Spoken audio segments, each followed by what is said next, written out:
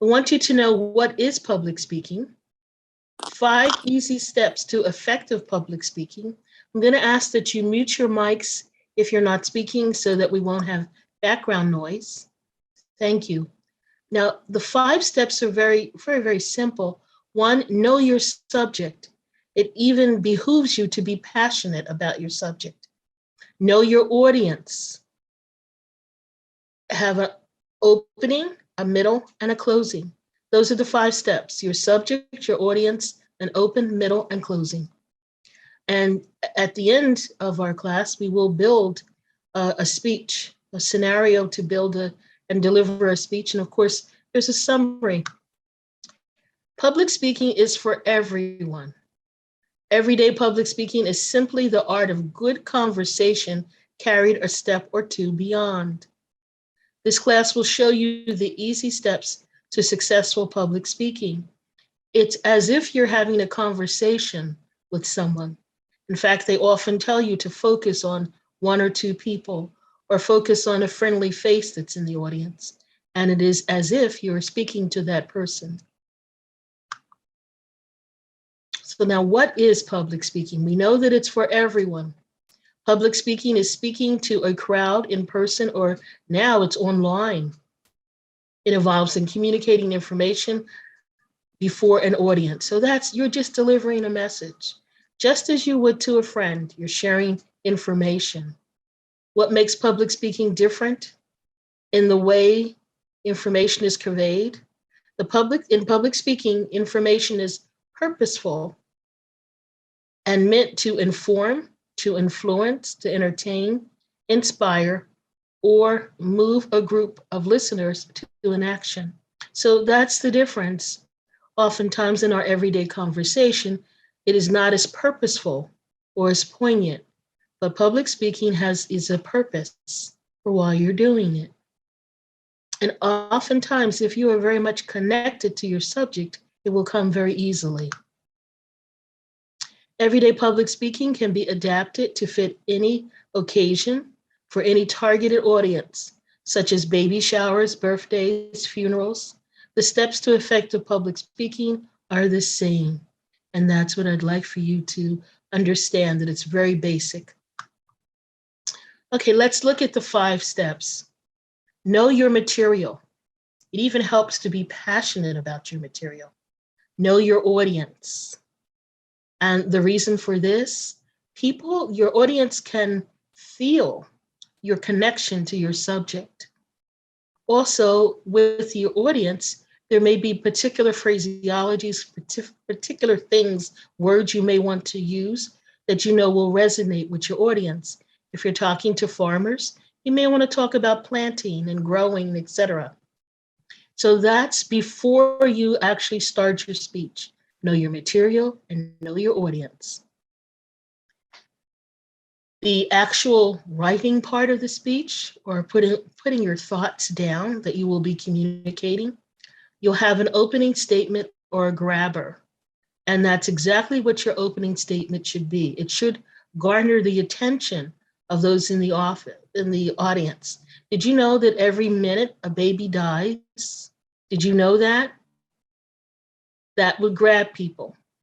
Did you know that 1 in 5 people will die of this disease?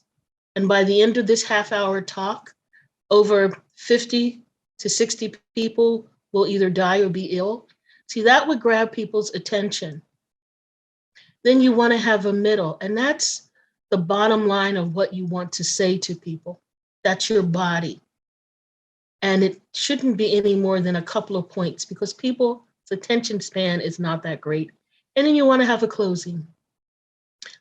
A couple of students have likened this to a letter where you have your salutation, your beginning, your middle, and your closing. Same basic principle.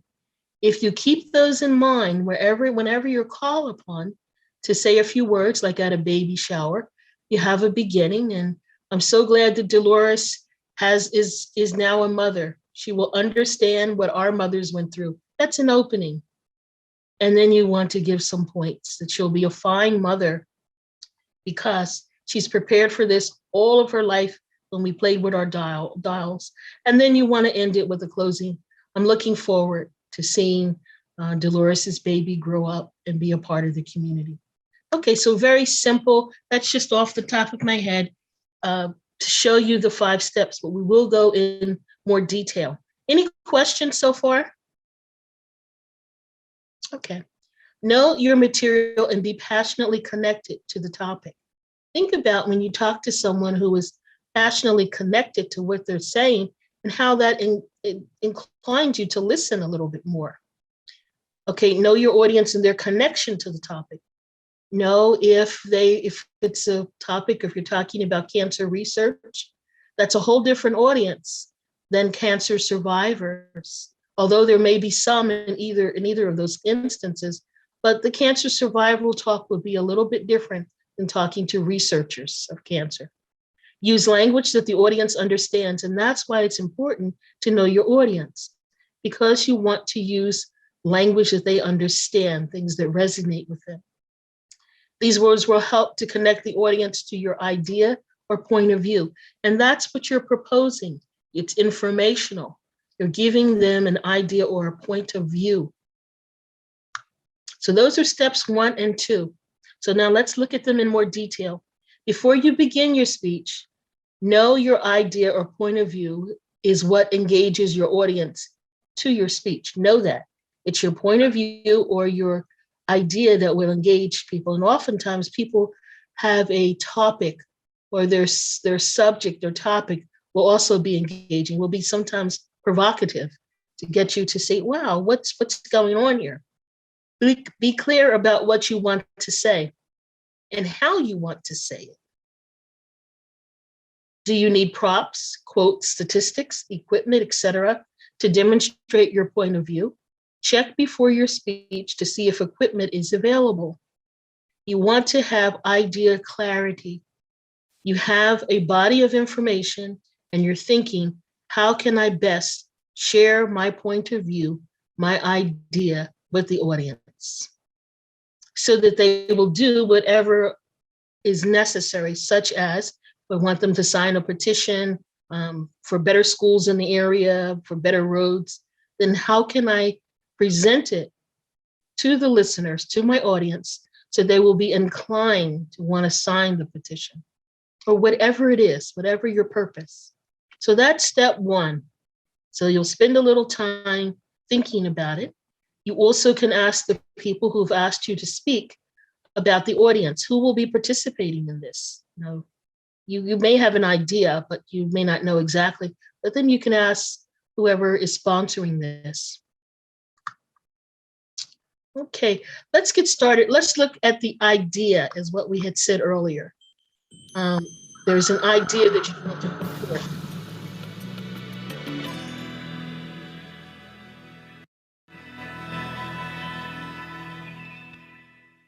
Some people think that there's a TED Talk formula. Give a talk on a round red rug, share a childhood story, divulge a personal secret, end with an inspiring call to action. No, that's not how to think of a TED Talk. In fact, if you overuse those devices, you're just going to come across as cliched or emotionally manipulative. But there is one thing that all great TED Talks have in common, and I would like to share that thing with you. Because over the past 12 years, I've had a ringside seat listening to many hundreds of amazing TED speakers like these. I've helped them prepare their talks for prime time and learn directly from them their secrets of what makes for a great talk. And even though these speakers and their topics all seem completely different, they actually do have one key common ingredient. And it's this. Your number one task as a speaker is to transfer into your listeners' minds an extraordinary gift, a strange and beautiful object that we call an idea. Let me show you what I mean. Here's Hayley. She is about to give a TED Talk, and frankly, she's terrified. Hayley Van Dyke.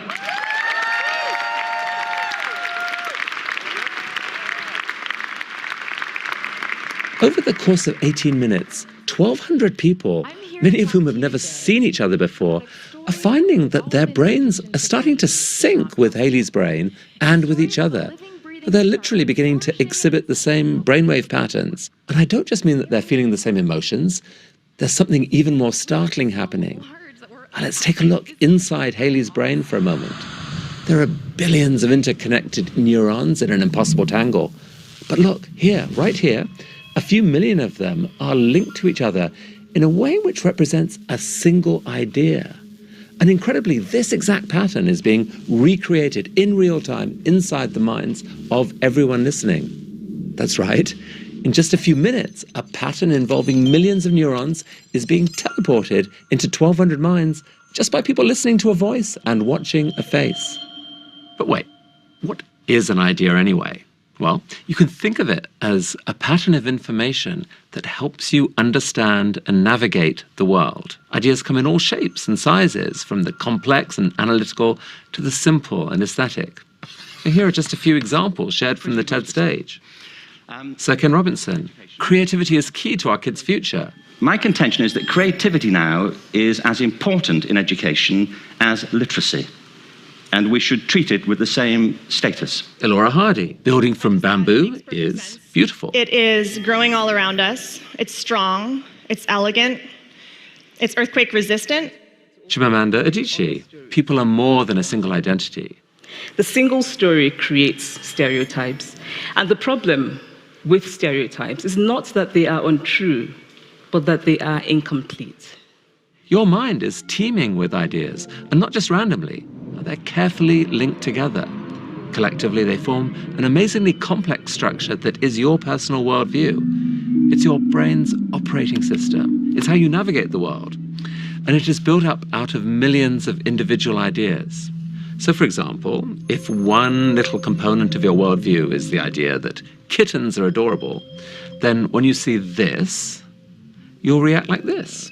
But if another component of your worldview is the idea that leopards are dangerous, then when you see this, you'll react a little bit differently. So it's pretty obvious why the ideas that make up your worldview are crucial. You need them to be as reliable as possible a guide to the scary but wonderful real world out there. Now, different people's worldviews can be dramatically different. For example, how does your worldview react when you see this image? What do you think when you look at me? A woman of faith, an expert, maybe even a sister, or oppressed, brainwashed, a terrorist? Whatever your answer, there are millions of people out there who would react very differently. So that's why ideas really matter. If communicated properly, they're capable of changing forever how someone thinks about the world and shaping their actions both now and well into the future. Ideas are the most powerful force shaping human culture. So if you accept that your number one task as a speaker is to build an idea inside the minds of your audience, here are 4 guidelines for how you should go about that task. 1, limit your talk to just one major idea. Ideas are complex things. You need to slash back your content so that you can focus on the single idea you're most passionate about and give yourself a chance to explain that one thing properly. You have to give context, share examples, make it vivid. So pick one idea and make it the through line running through your entire talk so that everything you say links back to it in some way. 2, give your listeners a reason to care. Before you can start building things inside the minds of your audience, you have to get their permission to welcome you in. And the main tool to achieve that? Curiosity. Stir your audience's curiosity. Use intriguing, provocative questions to identify why something doesn't make sense and needs explaining. If you can reveal a disconnection in someone's worldview, they'll feel the need to bridge that knowledge gap. And once you've sparked that desire, it will be so much easier to start building your idea. 3, build your idea, piece by piece, out of concepts that your audience already understands.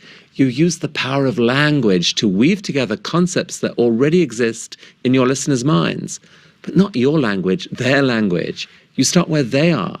But speakers often forget that many of the terms and concepts they live with are completely unfamiliar to their audiences. Now, metaphors can play a crucial role in showing how the pieces fit together because they reveal the desired shape of the pattern based on an idea that the listener already understands.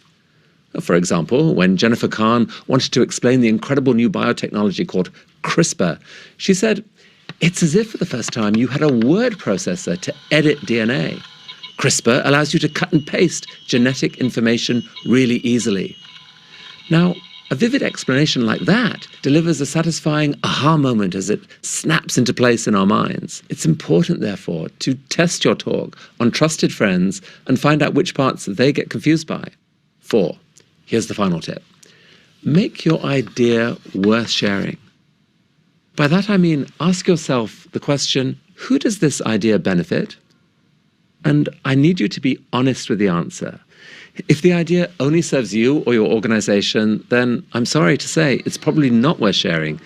The audience will see right through you. But if you believe that the idea has the potential to brighten up someone else's day, or change someone else's perspective for the better, or inspire someone to do something differently, then you have the core ingredient to a truly great talk, one that can be a gift to them and to all of us.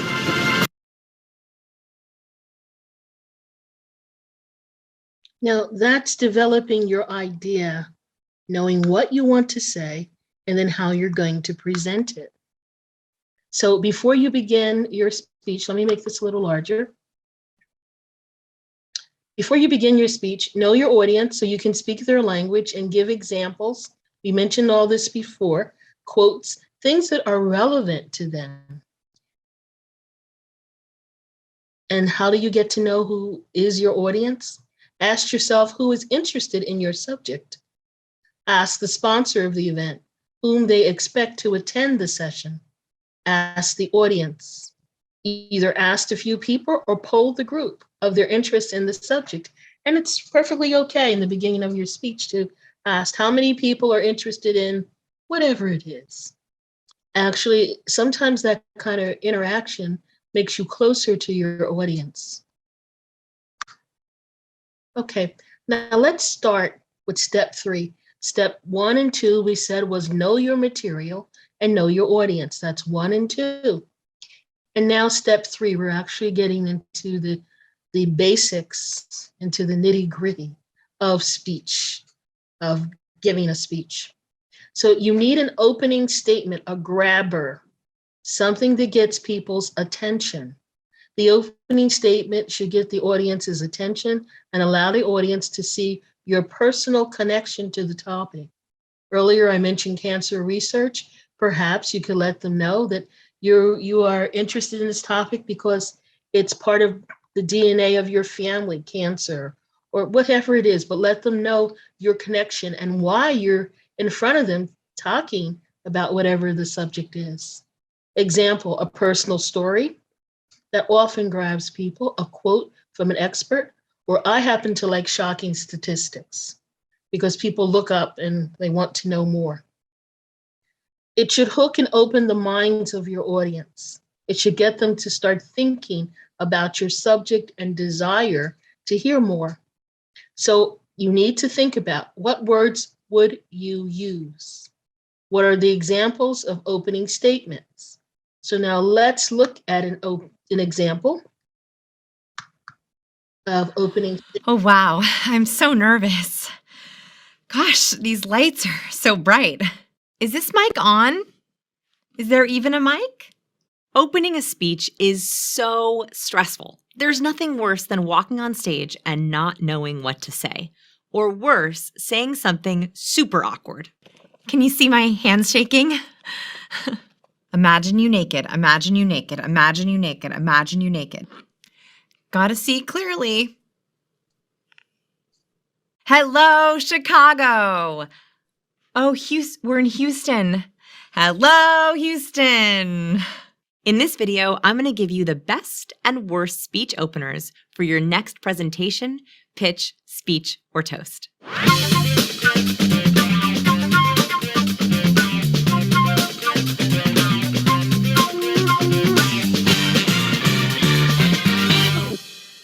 Let's start with the worst ways to open. I hear these speaking cardinal sins all the time. Please don't open your speech by never start with anything technical. Gosh, these lights are so bright. Is this mic on? Is there even a mic? Friends, do a tech check or show up a little early. If you call attention to something not working, that's all your audience will think about. Never mention your nervousness. Do I look as nervous as I feel? Wow, there are so many people here. So I should start by saying that I am not a great public speaker, so this should be short. Many people think it's vulnerable or honest to start with how nervous they are, but actually, for your audience, it's distracting. Why? The moment you mention your nerves, you make your audience nervous, and they will begin looking for all the signs of your nervousness. It becomes a giant, nerve-wracking wave that you start from stage. Never give a half-hearted welcome. Thanks for having me. Well, it's so nice to be here. Thanks for that intro. Do not start with a boring nicety. Or worse, saying something nice, but not sounding like you mean it. I can't tell you how many times I have seen people get on stage and say, "I'm so happy to be here," but look so incredibly unhappy as they say it. Fake, fake, fake. The only exception to this is if you can turn it into a joke, like the amazing Ken Robinson. He opened his talk with a boring nicety, but then made it funny. Let's watch. Good morning. How are you? It's been great, hasn't it? I've been blown away by the whole thing. In fact, I'm leaving. Okay, now that we've talked about the worst ways to start a speech, let's talk about the best. Speech opener idea number 1, use stories. The absolute best way to start a presentation is with a story. There is nothing better to capture the imagination and attention of an audience. Let's watch how David Brooks hooks you in right at the start with his story. So we all have bad seasons in life, and I had one in 2013. My marriage had just ended, and I was humiliated by that failed commitment. Woo! Hooks you in right away. He gets right to the heart of it. Stories help your audience feel right there with you.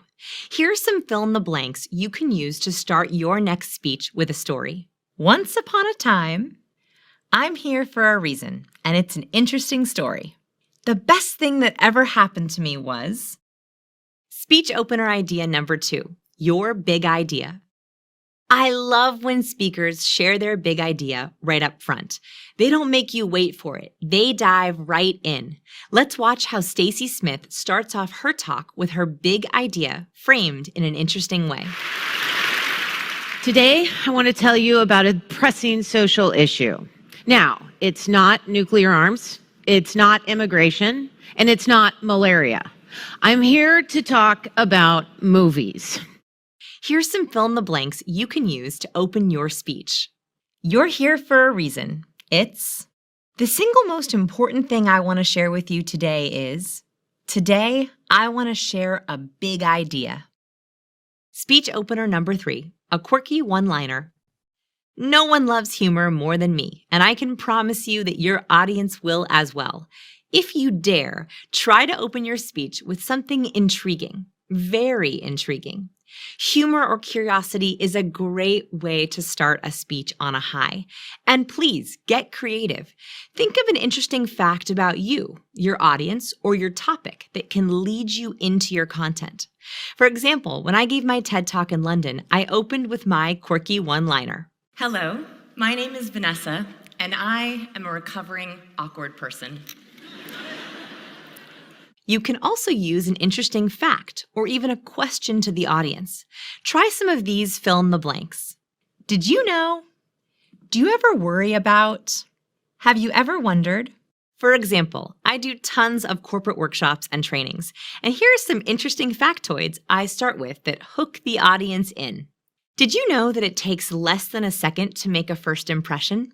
Did you know that your nonverbal communication is 12.5 times more powerful than your words? Did you know that we are lied to 200 times a day? Got you hooked, right? I would love to speak to your group anytime. Call me.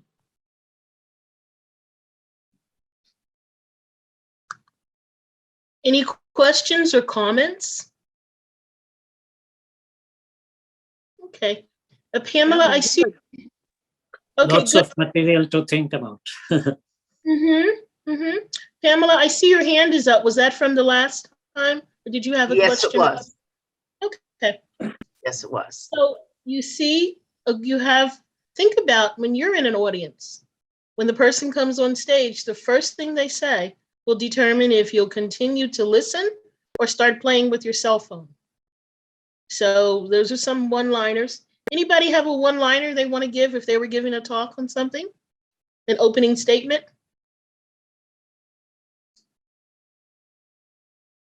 Okay, I can have one. People who are GetSetUp participants are the best people in the whole wide world. Want to know why? Okay, let's go on.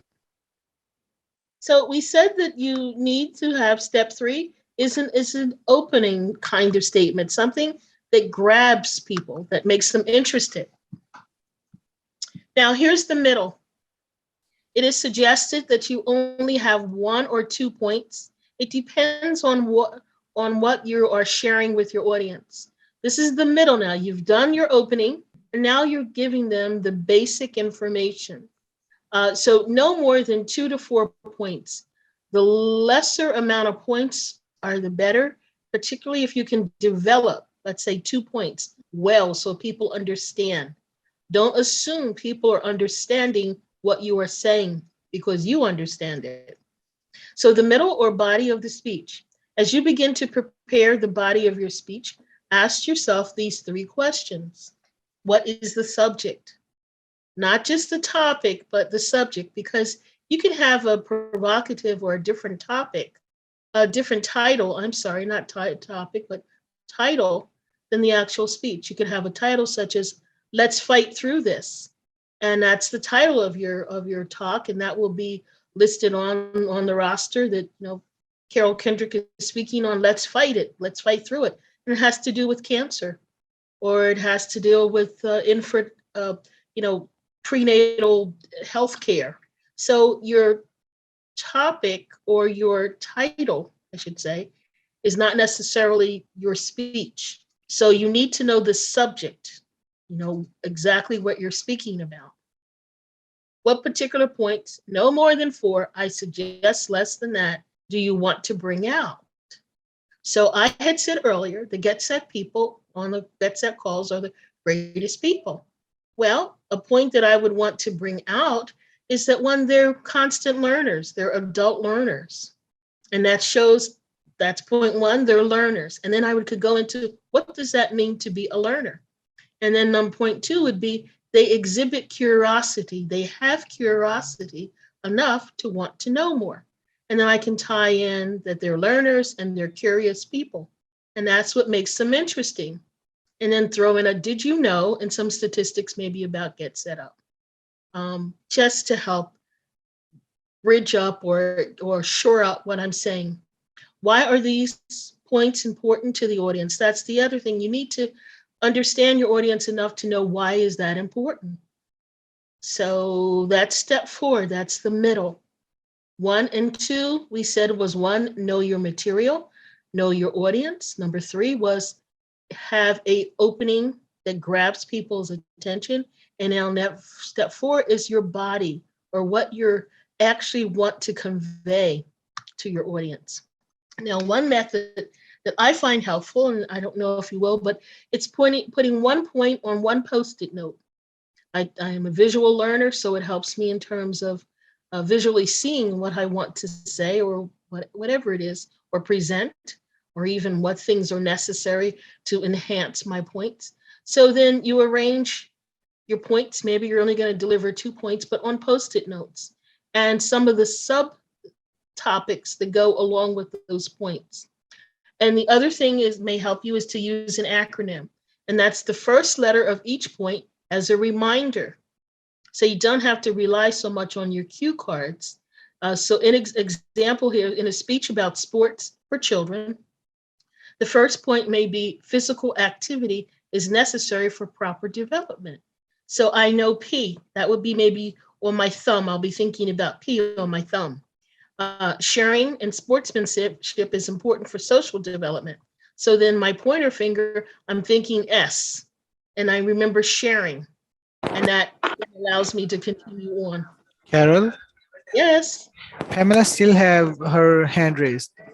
Yes, she said it was from the last time. Thank you, Michael. Yeah, okay. Pamela, could you put your hand down unless you have a question? Thank you, Michael. Okay, so P would be on my thumb is what I would think about. S would be sportsmanship or sharing, the importance for social development. And then C would be the challenge to improve abilities. So all I have to remember would be PSC. And if you then practice your speech, each time you see P, you'll think physical, the physical aspect. Then the S would be the sharing or sportsmanship, and C would be the challenge. So it's one way of developing a speech where you can see the logic and the sequential steps to take. And it's very simple. And if you don't have Post-it notes, then just scraps of paper and kind of arrange them as you would want to deliver your speech. And then you're also able to put the supporting things that you need for your speech, such as at this point, I would like to have a tack board where I can put the statistics or whatever it is, or a video I want to insert. So you can really develop your whole speech on paper before you actually deliver it. Okay, so now we've gone through, and this is step 5. It's only 5 simple steps. And now, you need to end the speech. And I think we've all been in the audience where people just kind of rambled on and didn't know how to close their speech. So a good conclusion might be a summary of what has been said. I mean, just restating what you said to people. A challenge to action. If you're speaking where you want to get the potholes in your city filled, then that's the challenge. Let's sign a petition to deliver to the mayor or whatever it is, and everyone meet in the left-hand corner of the room or something. So a challenge to action. Now that's off the top of my head, but you would have a much more important challenge to action than that. Let's increase voter registration, I don't know. An appeal for further consideration. Oftentimes you'll find you're in situations where, particularly if you're dealing with like the school board or officials, where they really don't want to commit to your idea. They need to perhaps, but don't want to. So you can actually introduce, let's have a further discussion on this. So that gives you a time or a chance to present your material to a wider or a different group, and then also to the same people, but in another way to help reinforce what you're saying. So you can close with saying, let's consider this further, and let's consider meeting in 2 weeks. And this happens oftentimes too in like church meetings, et cetera, committee meetings, where you can, after your speech, say, let's table it. An illustration to emphasize the main points. That's another thing where you can point out something going on in your city that emphasizes what you're saying. In Philadelphia, we had an issue with homeless folk. And so, they were in particular areas of the city. You may want to point those out, or any combination of the above. As you decide on the conclusion, make sure the ending is a strong, positive statement. Do not weaken the climax with further words, meaning going on and on and on. So let's kind of look at that. Let's get an illustration of that.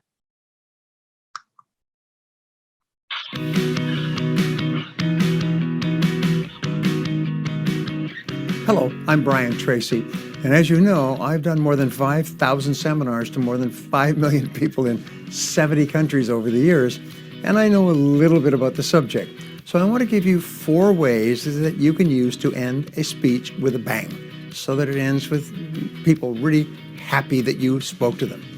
Your final words at the end of your talk can have an extreme impact on your audience. Carefully chosen, your final words can cause your audience to think and feel and act differently than they would have without your influence. Very often, it is your final words which are the message that your audience remembers the longest. So one of the best ways to close your talk is to end with a call to action. A call to action is the best way to wrap up your talk with strength and power. Remember, the whole purpose of professional speaking is to get people to take an action that they would not have taken in the absence of your speaking. So you must be clear What action do I want these people to take? It's almost like a sales presentation is at the end of your sales presentation, the action that you want the person to take is to buy your product. At the end of a speech, your action that you want them to take is you want them to do what you were suggesting that they do. So for example, a closing statement with a powerful call to action is this, is we have great challenges and great opportunities, and with your help, we will meet them and make this next year the best year in our history. That's a great way for a manager or a director or even the chairman of the board to end a talk about the state of the business. Whatever you say, imagine an exclamation point at the end. As you approach the conclusion of your talk, pick up your energy and tempo. Speak with strength and emphasis. Drive the final point home. Another effective way to close your talk is with a quick summary. As you approach the end of your talk, you can say something like, let me briefly restate these main points that we just talked about. And then use your fingers. You then list your key points one by one and repeat them to the audience, showing how each of them links in to each of the other points. Audiences enjoy a linear presentation or a repetition of what they have just heard. This makes it clear that you're coming to the end of your talk, and it also reminds them of your key points, so it's easier for them to remember and take action. So you can also close with a story. As you reach the end of your talk, you can say, let me tell you a story that illustrates what I've been talking about. People love stories. You then tell a brief story with a moral and tell the audience what the moral is. So it's clear this is the point of the story. Don't leave it to them to figure it out for themselves. Often you can close with a story that illustrates your key points and then clearly links back to the key message that you're making with your speech. Another way to close your talk is to close it with inspiration. If you've given an uplifting talk, remember that hope is and always has been the great religion of mankind. People love to be motivated and inspired to be and do something different and better in the future. Thanks for watching. What are some of the ways that you have closed a talk or a presentation? I can't write fast enough. Okay, what points do you think you're lacking? What am I lacking? Yeah, what points? Well, way back from the first one, I missed the fourth one. I couldn't write down the fourth point. Let me see if I can go back here. 1, 2, 3. I know I left it blank. Okay. But anyway, I can't write fast enough. But I got lots of notes. This has been great, Carol. You don't know because I do have to do a talk coming up in May, and this is wonderful. Good. Okay. What about some of the other? I don't remember the fourth point, but I'll try to put it in the notes. I'll try to put the fourth point in the notes. TED Talks or something that you can go on YouTube. It's TED.com, and you will find a host of topics and speakers. Okay. And that's so watch people and develop some of their styles as you develop your own. Anyone else have any comments or any way we can help before we go on? Yeah, yes, Laverne. I'm enjoying this tremendously and I'm learning a lot, but I haven't been able to write down any notes because it would distract me from what I'm hearing. So that being said, yesterday in class, you gave me your email and I tried to contact you, but it didn't go through. So I don't know if I wrote it down wrong or what, but, and I want to know, is there a way I can get a copy of this? Because this is really, I mean, I'm really enjoying this.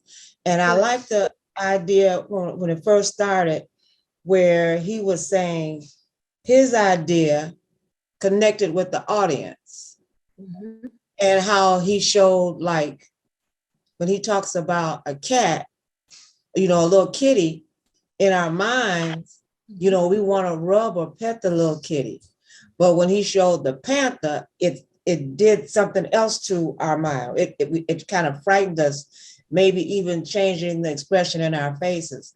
So, I mean, this has been wonderful. I'm really enjoying it. And I don't know if I can go online and get some of these speakers or not. You can. And what I'm going to do is I will put it now, my address in chat, and also TED. You want to do, and I think it stands for technology, education, or engineering. And these are top people in different fields, and they present all over the world information. So let me go right now in chat, put in my address, and I'm glad that this is helpful to everyone.